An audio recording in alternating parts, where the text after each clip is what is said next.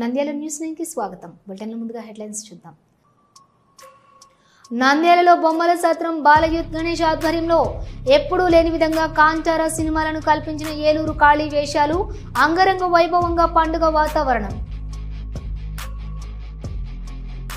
Party కార్యాలయాలపై చిచ్చు, ప్రజా సమస్యలను గాలికి వదిలేసి కార్యాలయాల స్థలాలపై పరస్పర వాగ్వివాదం, అర్ధాంతరంగా ముగిసిన కౌన్సిల్ సమావేశం. నంద్యాలలో వినాయకుని నిమజ్జనంకు తీసుకువెళ్లేటప్పుడు విద్యుత్ పట్ల అప్రమత్తంగా ఉండాలి. విద్యుత్ శాఖ deputy executive engineer Ramesh Kumar వెల్లడి. నంద్యాల చిన్న చెరువు కట్టెలో వినాయక విగ్రహాల నిమజ్జనానికి పటిష్ట ఏర్పాట్లు సిద్ధం. పరిశీలించిన గణేష్ కేంద్ర కమిటీ సభ్యులు, municipal commissioner chairperson Mabunisa.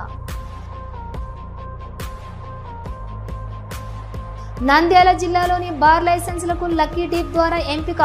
Excise నిబంధనలు తప్పనిసరిగా పాటించాలి, లేకుంటే చర్యలు తప్పవు. జిల్లా joint collector Vishnu Charan.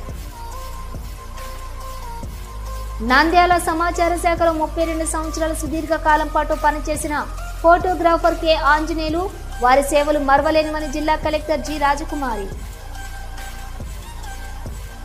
Nandyal SPG high స్కూల్లో ప్రిన్సిపల్ గా విధులు నిర్వహించిన జీవ లలిత పదవీ విరమణ. ఘనంగా సత్కరించిన ఉపాధ్యాయులు, తల్లిదండ్రులు, నాయకులు. మున్సిపాలిటీ కౌన్సిల్ సమావేశంలో టీడీపీ వైసీపీ మధ్య వివాదాస్పదం. చైర్పర్సన్ దురుసుగా మాట్లాడిన టీడీపీ కౌన్సిలర్లపై మాజీ చైర్పర్సన్ దేశం సులోచన ఆగ్రహం.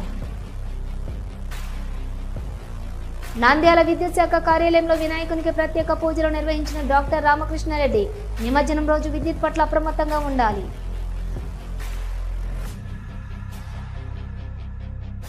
నంద్యాల రామ్నాథ్ రెడ్డి నగర్ 36వ వార్డులో గజాసాబ్ గజరాజ్ యూత్ ఆధ్వర్యంలో రక్తదాన శిబిరం ప్రారంభించిన senior journalist, APUWJ electronic media ఉపాధ్యక్షులు చల్లా మధు.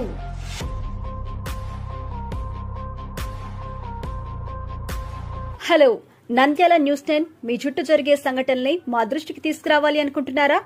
అయితే ఇంకా ఆలస్యం ఎందుకు? మా వాట్సాప్ నెంబర్ 9849700865కి సమాచారాన్ని ఎప్పటికప్పుడు పంపించండి.